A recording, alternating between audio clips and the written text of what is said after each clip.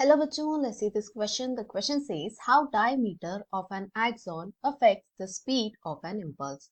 तो क्वेश्चन हमसे पूछ रहा है कि जो स्पीड ऑफ इम्पल्स है एक एक्शन में वो उसके डायमीटर से किस तरीके से इफेक्ट होती है, तो ये हमें बताना है। तो क्वेश्चन के लिए जो हमारा की कॉन्सेप्ट रहेगा, it is going to be axon. तो यहाँ पर हम देखेंगे कि आखिर ये होता क्या है, कहाँ पाया जाता है एंड क्या क्या चीजें इसे इफेक्ट कर सकती हैं। तो ये जो है एक इजी क्वेश्चन है। तो एक्सन जो है it is a part of the neuron, that is the nerve cell.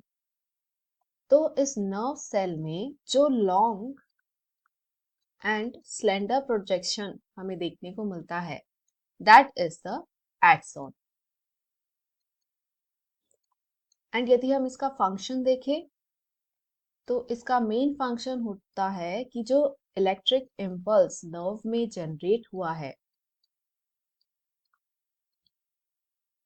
उसे कैरी करना from the nerve towards different parts of the body, depending कि उस इम्पल्स की कहाँ पर जरूरत है। तो यदि हम इसका नॉर्मल डायमीटर ऑब्जर्व करें, so it is very microscopic structure. तो केवल 1 माइक्रोमीटर का हमें डायमीटर देखने को मिलता है।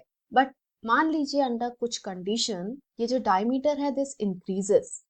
सो in case if the diameter increases, तो इससे क्या होगा कि जो लॉन्गिट्यूडिनल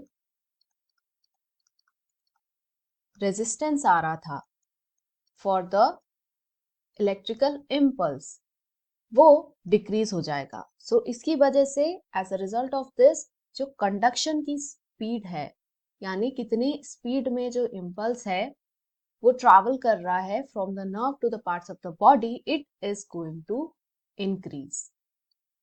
तो क्वेश्चन में जो हमसे पूछा गया है कि डायमीटर यदि इंक्रीज हो गया या डिक्रीज हो गया यानी चेंज हुआ तो वो किस तरीके से इम्पल्स को इफेक्ट करेगा। So if the diameter increases, so the conduction speed of the impulse is also going to increase. या फिर हम दूसरे शब्दों में कह सकते हैं कि अगर डायमीटर बाय चांस और डिक्रीज हो जाता है तो जो इम्पल्स की स्पीड है इट विल ऑल्सो रिड्यूस।